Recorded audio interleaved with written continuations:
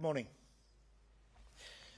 Let me begin by thanking all members of our armed forces for their professionalism and for their dedication. Right now we've got sailors, soldiers, aircrew protecting us under the most demanding circumstances, and not just in the Middle East, but in over 30 current operations around the world. And their efforts are often unseen, but they are never unappreciated by the British public. And today I want to talk about one such operation. Today I'm revealing details of a recent military operation undertaken by Russia. And in doing so, I'm doing this to expose the continuing Russian activity that threatens us in the UK and to highlight our constant readiness to respond. In the last few weeks, while the eyes of many were trained on the Middle East, the UK, in partnership with Norway and other allies, have responded to increased Russian activity in the Atlantic north of the UK. This operation involved a Russian Akula-class attack submarine and a concurrent deployment of 2 specialist submarines from Gugi. That's Russia's main directorate for deep-sea research. And last November I outlined how these Gugi units, including the spy ship Yantar, are vessels directed by President Putin to conduct hybrid warfare activities against the UK and our allies, specifically around critical undersea infrastructure. And for the first time today, we're releasing images of the Gugi base and of these vessels. They're designed to survey underwater infrastructure during peacetime and sabotage it in conflict. In response to the Russian submarines, I can confirm that I deployed our armed forces to track and to deter any malign activity by these vessels. A Royal Navy warship and Royal Air Force P-8 aircraft, alongside allies, ensured that the Russian submarines were monitored 24/7. The Akula submarine subsequently retreated home, having been closely tracked throughout, and we continued to monitor the 2 Gugi submarines in and around wider UK waters. Our armed forces left them in no doubt that they were being monitored, that their movements were not covert, as President Putin planned, and that their attempted secret operation had been exposed. Those Gugi submarines have now left UK waters and headed back north. And this operation, which lasted more than a month, has now concluded. Our aircraft flew over 450 hours. Our frigate covered several thousand nautical miles, and 500 British personnel were involved in the response. And I'm making this statement to call out this Russian activity. And to President Putin I say, we see you, we see your activity over our cables and our pipelines, and you should know that any attempt to damage them will not be tolerated and will have serious consequences. This also reminds us why the seabed matters, especially for Britain. We're an island nation. Connection is everything, for our economy and for our security. And beneath our waters lies a vast network of cables and pipelines on which our way of life depends. Half the gas that heats our homes, 99% of international telecoms and data traffic, trillions of pounds of global trade each day. And for all the reasons that make the seabed matter so much to us are the reasons that make it the prime target for our adversaries. The UK's undersea network is highly resilient, but the threats are increasing, and so we're stepping up our action to defend it. We're providing an extra £100 million for our vital P-8 submarine hunting aircraft. We've launched the Atlantic Bastion programme to combine the latest autonomous technologies with the very best warships and aircraft to create a British-built hybrid naval force. And we're making the biggest sustained increase in defence spending since the end of the Cold War, putting an end to the years of hollowing out and underfunding we've had under previous governments. Our Strategic Defence Review confirms that the UK faces, and I quote, growing Russian aggression in all domains. And the High North is no less vital to our UK security today than it was when the current conflict erupted in the Middle East. Putin's covert operation failed because this government is delivering our first duty, protecting Britain. Our resolve to track, expose and confront the Russian threat remains absolute. And that's why this year we're deploying our carrier group where it is most needed, the High North, and why we're leading NATO's new mission, Arctic Sentry. And I also want to thank our Norwegian allies, with whom we've cooperated closely throughout. Our shared commitment to confront Russian aggression in the North Atlantic is at the heart of our Lunar House Agreement. And together, we are now building a combined fleet of new submarine hunting frigates and new uncrewed systems. Let me finish where I began, with praise for the professionalism of our outstanding armed forces. They are truly the best of Britain. And when a crisis erupts noisily and dangerously, as it has done in the Middle East, I understand people questioning why all UK military assets and personnel have not been deployed to deal with it. But that is not in Britain's national interest. The greatest threats are often unseen and silent. And as demands on defence rise, we must deploy our resources to best effect. Those resources will rise in coming years because of our government's record defence investment. And so, as we act to defend our interests and our allies in the Middle East, we also step up to meet increasing threats in the High North, to strengthen NATO, to stand with Ukraine.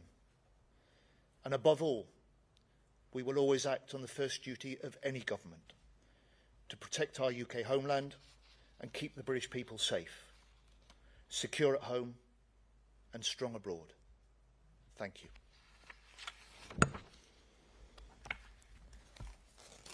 So I can take questions now, if I may. And the first I've got is Johnny Beale, BBC. Thank you, Secretary. Could you just explain to us, I wasn't quite clear what you think the submarines were doing. I mean, we have submarines in the North Atlantic. What exactly are you saying these Russian submarines were up to, and what evidence do you have? You've given us the base, but you haven't told us what exactly they were doing. So if you could elaborate on that, I'd be grateful. And then also, just turning to the Middle East, if you forgive me, I just wondered whether you think this ceasefire can hold, especially with Israel continuing to target Lebanon, and with Iran saying that the Strait of Hormuz is their territorial water, and essentially they will decide who goes in and out. Thank you. Thank you. We welcome the ceasefire. We want it to hold. We will do our bit to try and strengthen it. We condemn the escalation in Lebanon. We want the Israel-Lebanon conflict to be brought within the terms of the ceasefire, because we want to see greater stability return to the whole of the Middle Eastern region. On the operation I'm setting out today, this was over a month where we and allies tracked every mile of the Russian subs. We recognised the Akula attack submarine as a likely decoy to distract us from the Gugi submarines. We watched the Gugi submarines as they spent time over critical infrastructure relevant to us and our allies in the North Atlantic. We watched them. We were able to track them. We dropped sonar buoys to demonstrate to them that we were monitoring every hour of their operation. And because we were watching them,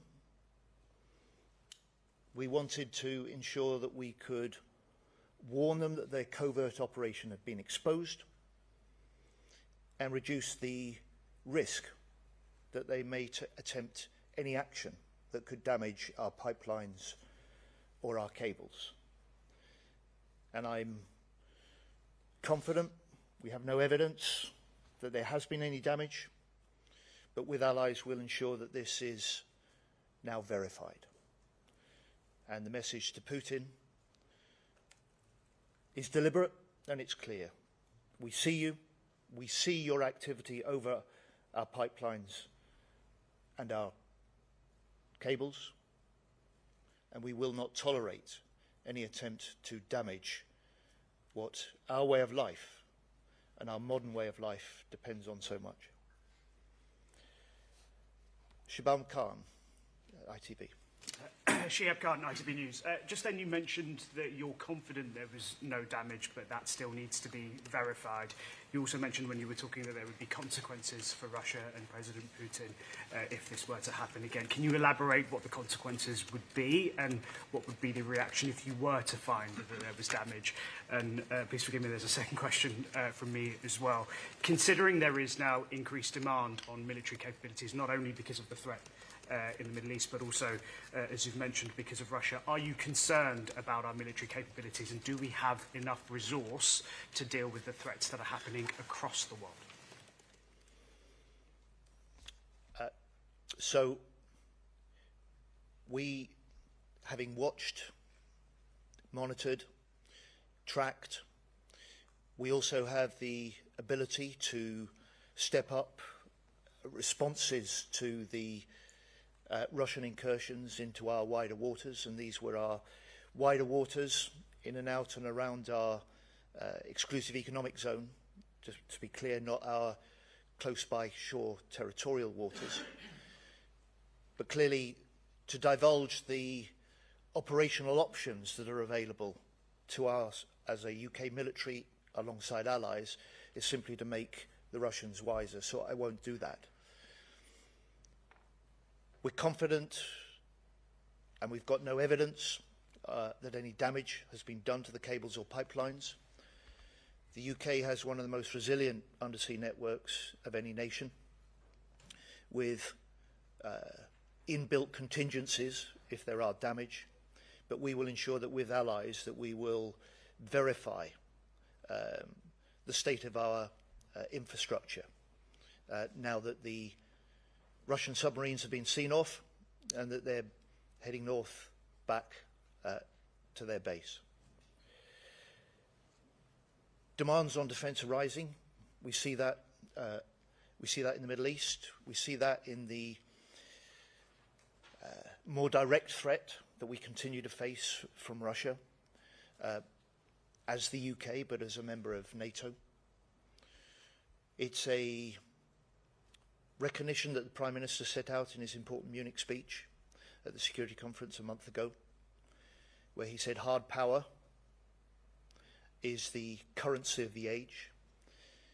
And he recognised first, quite rightly, that this is a government that is spending more on defence now than ever before, that has increased defence spending since day one of coming into office, that this Parliament will spend £270 billion on defence. But in the face of rising demands on defence, the Prime Minister said we must, and we know we must do more, spend more quickly. And that is exactly what we're doing. Next year, we will hit a level of spending in this country that has not been seen since 2010 was Labour was last in government. And we do that to respond to the rising threats, and to recognise the fact that for 14 years we had governments that cut our forces, that is, in the words of one of my predecessors, hollowed out and underfunded the forces over those 14 years. Deborah Haynes. Deborah Haynes, Sky News. Just on the timing of this operation by Russia, do you think that it's deliberate, that it took advantage of the fact that there was conflict in the Middle East to try to launch this sabotage potential operation against us? You talk about how you're seeing them, but why didn't you stop them? Why didn't you shoo them off the critical infrastructure? And then just finally, obviously we're seeing the Russia threat. There's conflict in the Middle East. There's war in Ukraine. There's Donald Trump mocking the UK's diminished military capabilities and threatening to withdraw the US from NATO. Yes, defence spending is increasing. You're talking about this 2.6% by next year, though obviously it's only 2.5% on core defence. Are you having those private, tough conversations with the Prime Minister, with the Chancellor, that this target to increase defence spending to 3% needs to be pushed forward much faster, potentially by the end of this Parliament? And if you're still meeting hesitancy and reluctance, are you considering your own position, given how passionately you feel about the need to rearm and get ready? So, a number of questions in there, Deborah. Look, first, I'm pretty clear that Putin would want us to be distracted by the Middle East. And what I'm setting out today demonstrates that we are not just exposing his covert operation, but we are saying to him that we recognise Russia as the primary threat to the UK and to NATO, and that we will not take our eyes off Putin, whilst at the same time we act to protect our British interests and our British allies in the Middle East. And on the question of this government's commitment to defence, I would just say to you, look back at the speeches that the Chancellor has made. She has quite rightly argued a strong economy needs strong national security. Look back at the £8 billion we're now spending each year on defence, above the level of the last government's last year in office. Look at the commitment the Prime Minister is making to completing the Defence Investment Plan. The recognition that, as I said at his Munich speech, he said hard power is the currency of the age. But alongside that, look at his record and the UK's record in this 20 months since the election, where you've got this combination of strengthening hard power, strengthening allies and alliances, and conducting sure diplomacy. And it's that hard power, strong alliances, sure diplomacy that is a way of making Britain safer, and our mission to make Britain secure at home and strong abroad. Can I come to Jerome Starkey, the Sun? Jerome Starkey from the Sun newspaper. Defence Secretary, I think this is the second time you've told Putin that you see him. The last time was when you surfaced a submarine close to the Yantar. It doesn't appear to have deterred these submarine operations surveilling subsea infrastructure. And the concern is, of course, when he looks back in your direction, he might see a navy that has 5 of its 6 hunter-killer submarines stuck in port, and the other one was in Australia, has now sailed. A Type 45 destroyer that took 3 weeks to get to Cyprus in response to a foreseeable security emergency. What are you doing to make sure that you know, for all the credit you give the armed forces personnel, but to make sure that they have the resources, the infrastructure, the kit that they need to do more than simply watch? And I'd point out that the DIP, the Defence Investment Plan, this key document to set out what you're going to invest in, continues to be months behind schedule. So first, I'd simply say to you, Putin's purpose is secret operations that remain undetected over our critical infrastructure. We've exposed those covert operations. We've made clear to him and his submarines that we've watched them every step of the way, and that were there to be any damage to our cables or pipelines, we would hold him responsible. And I think the nature of the operation that I've set out today demonstrates that we have UK armed forces capable of detecting, capable of deterring, capable of responding if required in order to protect Britain and to protect our vital undersea infrastructure.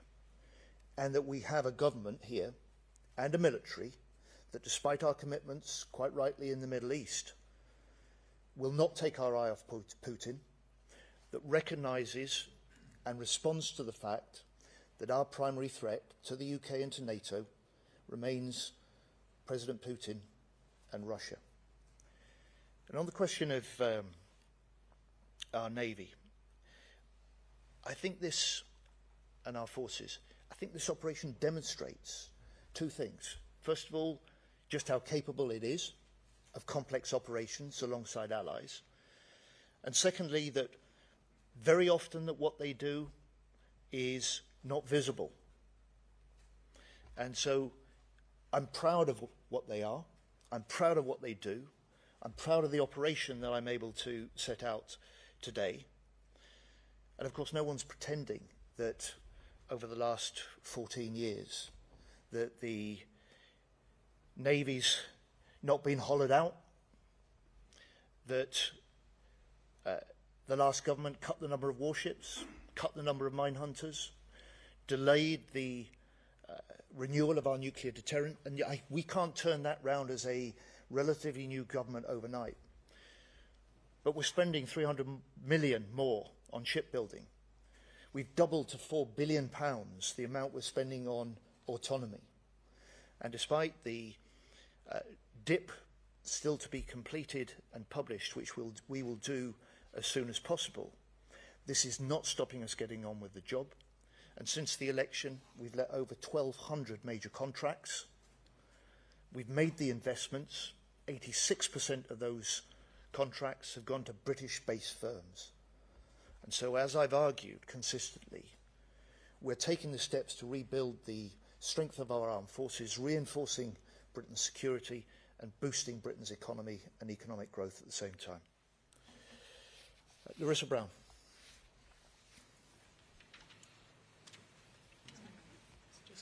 Oh, sorry. What type of cables and pipelines were the Russians looking at? And why are you letting the Russian flag vessels go through the channel when you said that you were going to stop that happening? And just very lastly, Pete Hegseth has suggested that allies such as the UK should be taking lessons, taking notes from Israel. Are you doing that? Thank you.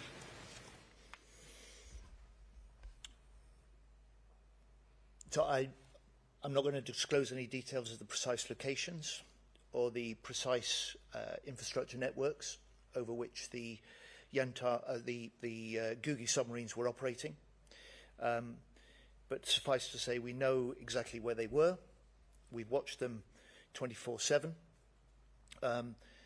We have no evidence or reports of any damage, but we will ensure with allies that that is properly verified.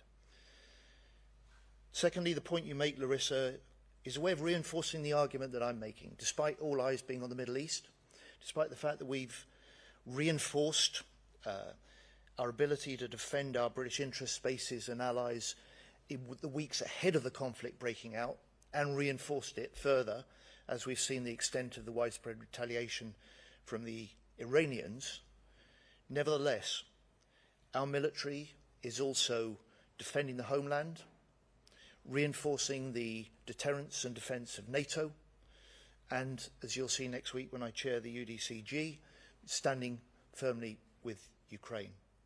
And on the warships, this is essentially making the argument that whilst all eyes may be on the Middle East, Russia still poses a threat, and we will continue to do what we've done as a matter of course, which is ensure that we can escort any Russian warships through our waters, and in the case of this operation, to ensure that we can track any potentially malign activity, and that we can monitor and make clear that we have exposed any covert operations that Putin wants to mount that may threaten our vital interests. Tony Diver, Telegraph. Thank you. I want to ask you about the Russian shadow fleet being escorted through the channel. Just to push you on that, is the government comfortable with the Russian Navy operating an escort service for these ships in the English Channel? And if not, what can the government do about it? You've already said you want to stop these sanctioned vessels, but they're still travelling past the UK every day. And if I may, the government's been clear that the ceasefire in the Middle East should extend to Lebanon. Are you now considering further arms export restrictions on Israel, given their attacks on Lebanon yesterday? So on the first question, we're concentrating on what we can do alongside allies, and the Prime Minister is in the region this week discussing with Gulf countries how we and they might reinforce the strength of the ceasefire and might create the conditions in which the Strait of Hormuz could be reopened. On the question of the shadow ships, we've got a strong history as a country for sanctioning ships, individuals, and with allies we've seen two things in the last year. We've seen over 200 of the Russian sanctioned shadow fleet put out of action and forced to anchor, putting more pressure on Putin's ability to fund his illegal war in Ukraine. And we've seen the oil revenues that Russia takes from the illegal trade drop by a quarter. But there's more we can do, and as the Prime Minister has announced, we are ready, we have the military options, and we're ready to take action, not just in support of, but action with allies to interdict shadow fleet vessels. And I would just suggest to you, if the action we've already taken, the action that the Prime Minister has indicated we're ready to take in addition, is making Russia reroute its shadow ships, as it has, or escort its shadow ships with its own warships, then the stance, the military posture, the determined work that we've done, particularly with Jeff allied nations, is having an impact and making it harder for Putin to pursue his illegal oil revenues, coordinate and run his shadow fleet, and fund his illegal war in Ukraine. And we aim, with others, to put more pressure in the coming weeks and months on that activity. Lizzie Buchan, Mirror. Yesterday, Donald Trump said that NATO was not there when we needed them and won't be there again. Can I get your response to that? And are you concerned about the future of the alliance? Thank you.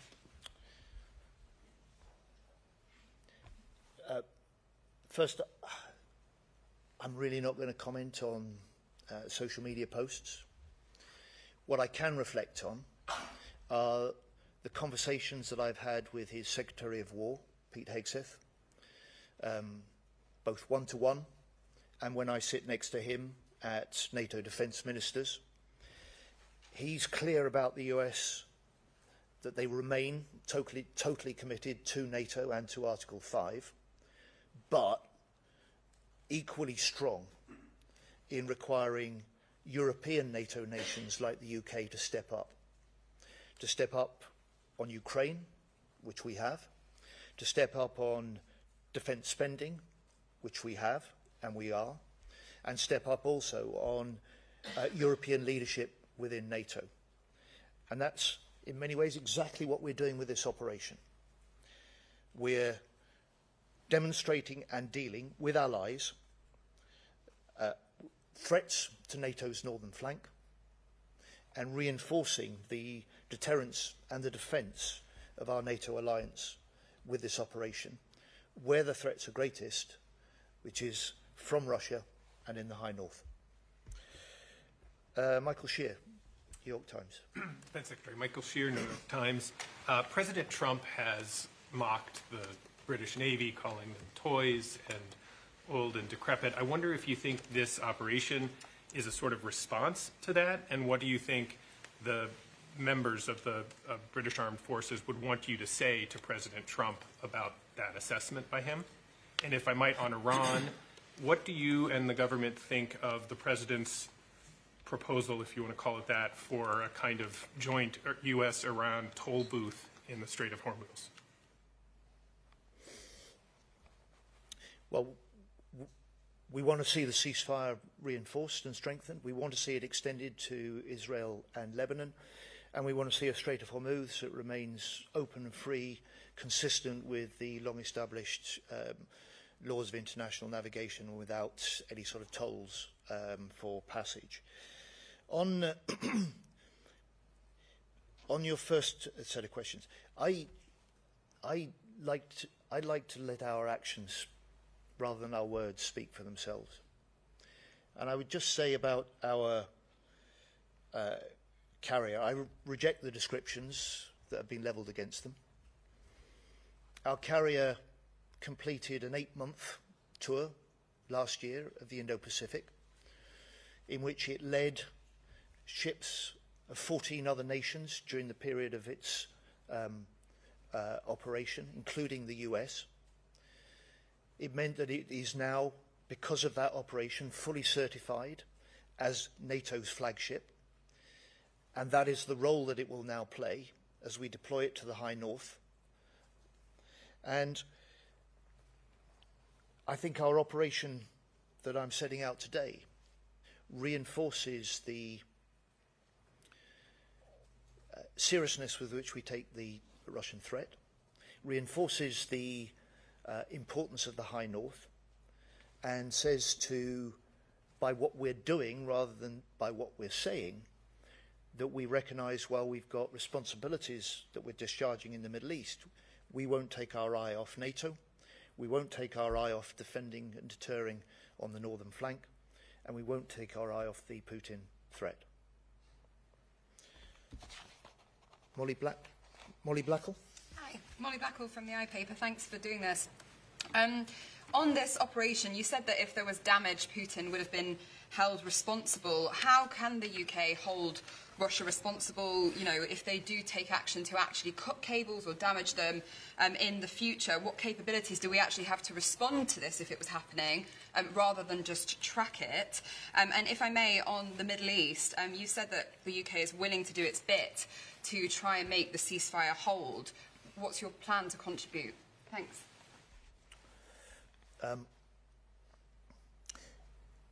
Molly, I gave an answer to your first question earlier on, which is that you see a glimpse of what I've set out today of the British Armed Forces' ability to detect, to deter Russian malign activity that may threaten our undersea infrastructure.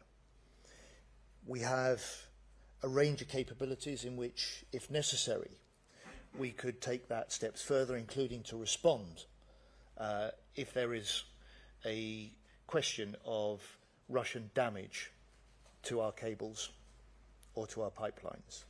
And I'm simply not going to set those out in public. It'll only make Putin wiser. But I believe the demonstration of what our armed forces have been able to do over more than a month says to Russia, you can't get away with the covert operations that you want to mount in the Northern Atlantic, in the UK wider waters, and that threaten allies as well. And on the question of our sort of contribution to the wider Middle East, you've seen in recent days. You saw last week our Foreign Secretary convene over 40 nations to try and develop a common understanding and consensus about how we can reinforce a ceasefire, how in the context of a ceasefire we can work together to ensure that the Strait of Hormuz is reopened to commercial shipping, with the confidence that that commercial shipping must have, that it will be allowed free and safe passage. You've seen this week our military planning HQ convene 30 nations looking at the potential military options that could reinforce the conditions of a ceasefire and a free and open Strait of Hormuz.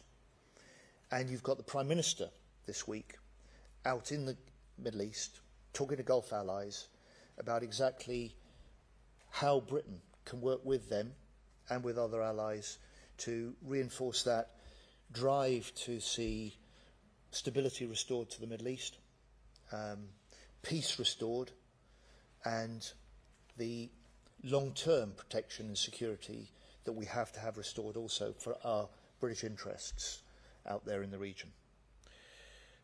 Peter Walker. Hi, John. Thanks very much. You were very clear that you think the Russians took this action because of the distraction of the Middle East. The distraction came from a conflict which the UK government accepts was launched by the US without a plan, without an outcome. Everybody knows that basically Russia seems to be emboldened by the fact that Donald Trump is unpredictable, at least in what he says and sometimes in what he does. Is that a fair assessment to say that your job is made more difficult because Putin can take advantage of the chaos caused by Trump? And on a kind of parallel point, is the Prime Minister's role in the Middle East now similar almost to his Ukraine role in being an ally and someone to kind of negotiate things where allies can actually believe what he says and know he won't change his mind the next morning? So Putin would have wanted us,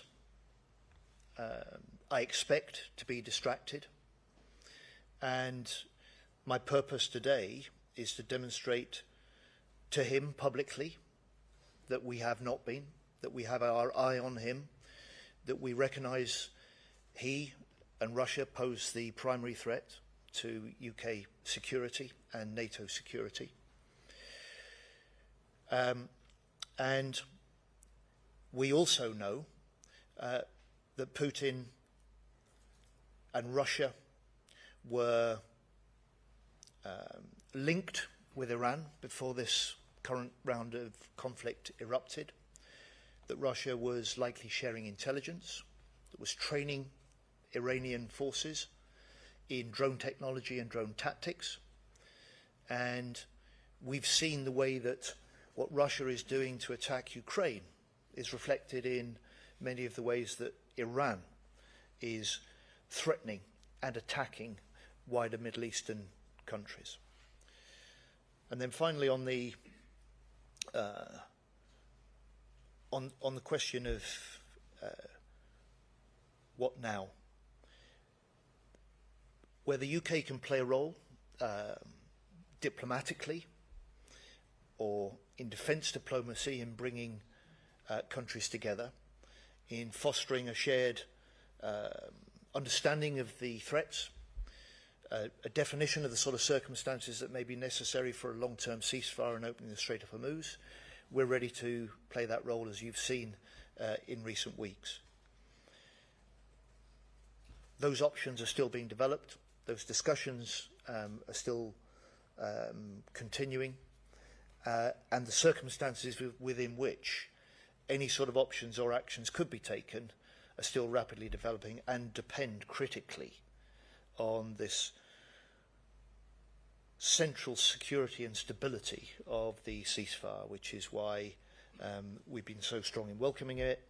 And you've heard our Foreign Secretary today saying that we want it strengthened, and we want all nations with an interest in peace in the Middle East to play their part. Finally got Dan Bloom, Politico. Defence Secretary, are you planning to convene more meetings of the Hormuz coalition in the next few days, given reports that the US wants to see concrete plans out of that coalition in the next few days? And can I just come back to the question on tolls? Britain has been leading this military planning exactly to ensure that tolls can't be imposed on ships going through the Strait of Hormuz, but Donald Trump has mused about some kind of joint venture where the US can collect money from tolls. So do you think he's being serious? And if he is, would we be prepared to deploy British military assets to stop tolls being imposed in the Strait of Hormuz by the US? So look, Dan, I'm really not going to get into sort of what ifs of that nature. Just simply isn't sensible. It isn't actually doable. What I will state is very clearly what I discussed and stated when I was in the Middle East last week, in discussions with Saudi Arabia, with Bahrain, and in Qatar. And all the Gulf countries are strongly of the same principled view as we are, that a compromise of that freedom of navigation of the seas, the introduction of any sort of pay-for-passage tolls, would create a potential principle that could be used and abused by others elsewhere. So we'll continue to argue for that. We'll continue to try and build a strength of international opinion behind that principled position. And in terms of any next steps or convening of meetings, we'll announce anything if that is the case in due course, and I haven't got an update on that specific question for you today. Thank you very much. Johnny, you've had plenty already. Did you mean that the Russian submarines were operating inside UK territorial waters or in the waters close to the UK? Well, I'm glad you asked, but I think you may not have heard me when I gave a very clear answer to one of your colleagues earlier on. These submarines have been operating in and around wider UK waters, and by that I mean our exclusive economic zone waters and not our territorial waters. And they've been operating in and around the waters of other allies, which is why this has been an important operation that in parts we have led, but we've conducted in particular with the Norwegians, but with other allies. And I think you've had from the information I've been able to set out an indication of how substantial, how long-running, and how complex this operation is, and how well our military have been able to respond. So thank you all very much.